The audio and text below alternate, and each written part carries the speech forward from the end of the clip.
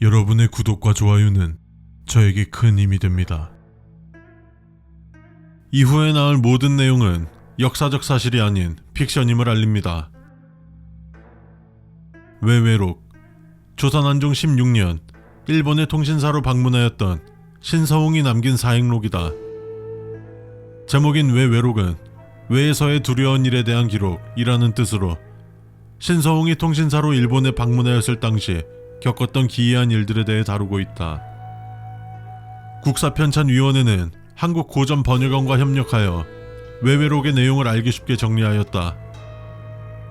한문행서로 작성된 원본을 국문으로 옮기고 현더어에 맞추어 다듬은 후 무료 열람 서비스를 제공하고 있다.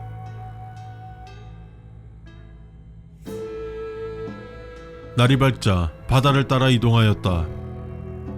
20리 정도 갔을 때 외인 여러 명이 우리를 불렀다. 그리고는 동편을 가리키며 부사산이다 라고 하는데, 부사산은 조선에서도 종종 들어본 적이 있었다. 고개를 동편으로 돌리니 과연 그 음무 속 혼자 우뚝 솟아나 고고한 것이 설중매와 다름이 없고, 청남빛깔은 옥을 갈아 그린 한 점의 그림을 펼쳐놓은 듯하니 가히 소문난 명산이라 알만하였다. 외에서는 온갖 신을 믿고 요괴가 넘쳐난다 하였는데, 그 신과 요괴들이 모두 저 산에 있는 것이 아닌 것인가 할 착각이 들 정도였다. 종종 외를 갔다 온 벗들이 부사산을 그린 그림을 선물한 적이 있었는데, 그 그림에 비하여 훨씬 검푸르고 묵직한 면이 있으니 신령스러움을 넘어 압도되는 분위기일 판이었다. 아침 식사를 하고 바삐 출발하였다. 10여리쯤 가자 외인이 강호에 도하였다고 하여 보니 저 멀리서부터 외인들이 온갖 환영 인사를 건네며 환대하고 있는 중이었다. 맨 앞에 군관이 음악을 연주하며 행차하자 만인이 옆으로 물러 대로를 트니 그 모습이 마치 예전 진도에 내려갔을 때 보았던 바닷길의 갈라짐이라. 뒤편으로는 거대한 성이 바다머리에 놓여 있었는데, 깎아지른 듯한 언덕면과 그 웅장함이 가히 맹수처럼 날뛰는 듯하였다. 그 성은 외의 막부가 있는 곳이니 사실상 이곳이 정치적 서울이라 할 수 있을 것이다.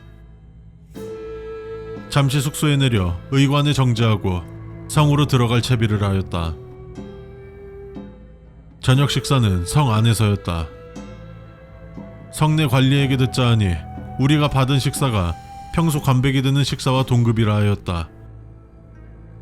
그도 그럴 것이 이전 적관관이나 명고옥 등에서 받은 식사와는 쌀의 질에서부터 온갖 체육에 이르기까지 모든 것에서 궤를 달리하는 수준이었다. 관백 측의 감사의 뜻을 표하고 식사를 하였다. 식사를 마치고 잠시 소피 때문에 자리에서 일어나 복도로 나왔더니 등잔 하나 없어 가까스로 한 치 앞만 보일 정도였다. 하는 수 없이 방에서 하인 한 명을 불러 그와 초롱을 들고 가기로 하였다. 어둠 때문인지 거리가 2배는 길게 느껴지는 것이 초롱이 있어도 그 빛에 의지하기 어려운 수준이어라. 변소에 도착하여 하인에게 방에서 이곳까지의 거리를 물으니 35보 정도로 하였다.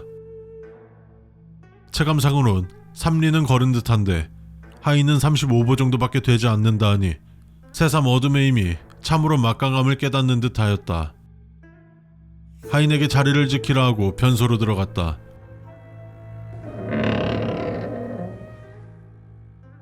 변소는 그나마 창문이나 있어 은빛 월광이 새어 들어오는 것이 복도보다는 낫더라. 허나 변소 밖으로 나왔더니 하인은 먼저 방으로 돌아간 듯 복도에는 불빛 하나 존재하지 않았다. 하는 수 없이 35보를 불빛 없이 걸어가야 하였다. 겨우 발밑에 있는 것만 분간이 될 정도이니 방에서 들려오는 소리를 따라 걷기만 할 뿐이었다. 대략 15보가량 걸어갔을 때 문득 뒤에서 쎄한 시선이 느껴지는 듯 싶어 순간적으로 뒤를 돌아보았더니 설령 누군가 있었다 한들 일말의 빛도 없는 곳에서 그가 보이리랴. 인간의 원초적 본능이 뼈에 새겨지는 듯한 느낌을 실감하며 계속 발걸음을 옮기다 보니 방에 도착하였다. 문을 열고 들어가서는 아까 전 그 하인을 따로 불러 어찌하여 나를 두고 혼자 돌아왔느냐 물었더니 그 하인이 무슨 말씀하시는지 모르겠사옵니다. 대감께서는 일행이나 하인 없이 혼자서 방을 나서지 않으셨사옵니까? 하였다. 순간 이자가 나를 희롱하는 듯하여 목소리를 조금 높여 다시 한번 물으니 하인은 저의 죽음과 하늘을 비롯한 천지 만물의 맹사옵건대 저는 일말의 거짓도 구하고 있지 않사옵니다. 라 하였다. 태도가 이만큼 올곧고 거짓을 구하는 눈빛이 아니니 어찌 기이하게 여기지 않을 수 있으랴. 외에 들어온 뒤로 기이하다 못해 온몸이 곤두서는 듯한 일이 계속해서 일어나니 날이 밝고 사찰에 들러보기로 하였다. 그날은 평소보다 일찍 잠에 들었다. 날이 개었다. 외의 사신이 연회석이 준비되었다고 나오기를 청하였다. 외의 호위무사와 가마꾼들을 제외한 우리 측 일행 모두가 신분에 맞는 복장을 착용하고 대청에 나가 앉으니 동자가 상을 올렸다. 그 정도가 가히 어젯날 관백의 성에서 하였던 저녁과 맞먹을 수준이었으니 일행이 모두 넉넉히 대접을 받았다. 조금 늦게 시종 한 명을 데리고 근처에 있는 절로 가기로 하였다. 절은 강호 외곽에 있으며 그 크기가 조그마한 것이 주지와 단둘이 이야기를 나누기 퍽 적합해 보였다.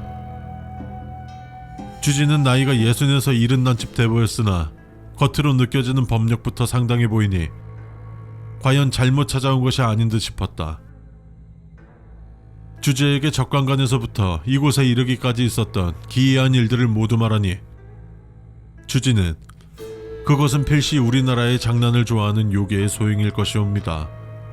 다행히도 인간에게는 가볍게 놀리키는 장난만 칠 뿐 직접적으로 해를 끼치지는 않을 것입니다. 만약 그래도 불안하시다면 제가 드리는 부적을 지니고 계시다가 정말 위험할 듯 싶으면 내지각으로 찢어서 땅에 버리십시오. 찢은 조각은 불태우시면 됩니다. 하였다. 그리고서는 부적 하나를 건네주니 그 크기가 작아 호주머니에 들어가기 적합하였다. 주지에게 감사의 예를 표하고는 다시 숙소로 돌아가기 위하여 복도를 나섰다. 그런데 방문을 닫고 보니 복도의 모양이 어딘가 괴이한 것이 아닌가. 복도가 이리저리 꺾여 있고 대낮인데도 창문이 없어 무척이나 어두운 것이 중간중간 촛불이 있음에도 그 빛이 환하지 않았다. 오히려 불빛은 어두운 주황에 가까우니 순간적으로 느껴본 적 없는 공포에 휩싸여 다시 방에 들어가려 하였다. 그러나 방문은 온데간데 없이 사라져 있으니 이번에는 시종을 찾아보았으나 시종도 마찬가지로 흔적이 보이지 않았다. 필시 홀려도 단단히 홀렸구나 싶어 마음을 굳게 먹고 복도를 걸어보았다. 복도에는 양벽에 가끔씩 문이 있었으나 모두 잠겨 열리지 않았다.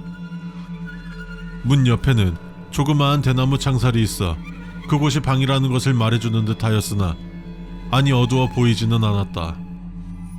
그렇게 약 일각 정도 복도를 헤매던 중 갑자기 옆에 있던 촛불이 흔들리기 시작하였다. 바람이 부는 건가 싶어도 사방이 막힌 복도에서 바람이 웬 말인가. 그러더니 잠시 후 곱게 뻗은 복도의 끝자락에서 촛불이 꺼질 듯이 흔들리더니 결국 한 줌의 불씨도 남기지 않고 사그라지고 말았다. 그와 동시에 저 멀리서부터 귀가 찢어질 듯한 여인의 비명소리가 들리기 시작하니 본능적으로 죽음의 공포를 느껴 나도 모르게 비명소리의 반대방향으로 달리기 시작하였다. 달리면 달릴수록 주위가 점점 어두워지는 것이 뒤에서 촛불이 계속 꺼지고 있는 듯 하였다. 거기에 여인의 비명소리도 갈수록 빠르게 커져오면서 출구는 보이지 않으니 주지가 준 부적을 벌써 사용해야 하나 싶은 생각이 들기 시작하였다. 그래도 혹시 몰라 계속 달려보아도 복도만 무한히 반복될 뿐이고 이제는 발을 세 걸음 내디딜 때마다 초가 하나씩 꺼지는 수준이니 부적을 사용하지 않으면 진정으로 이곳에서 죽을 듯 싶었다. 여인의 비명소리가 등 바로 뒤까지 도달하자 서둘러 호주머니에서 부적을 꺼내 4조각으로 찢은 다음 바닥에 올렸다. 그리고는 바로 정신을 잃었다. 깨어나 보니 길거리 한복판이었다. 시종은 연속 나으리 하다가 내가 정신을 차린 듯 하자 불러도 반응을 안 하시고 계속 멍하니 걷기만 하시니 외람되오나 혹시 무슨 일이라도 있으십니까? 하였다. 그제서야 이 모든 게 꿈인가 싶다가도 바닥을 보았을 때 분명 내가 찢은 노란 부적 조각이 흩날리고 있으니 이것이 현실이라는 것을 말해주고 있었다. 또한 주지가 준 목숨을 대신할 부적을 벌써 이렇게 허무하게 써버렸다는 것을 깨닫고는 앞으로 귀신의 농간에 놀아날 수밖에 없다는 데까지 생각이 미치자 진심으로 조선에 다시 돌아갈까라는 생각도 하였으나 그것은 어명을 어기는 중죄라. 하는 수 없이 여기서부터 귀국까지는 법력이 높은 승리 한 명과 동행하기로 하였다.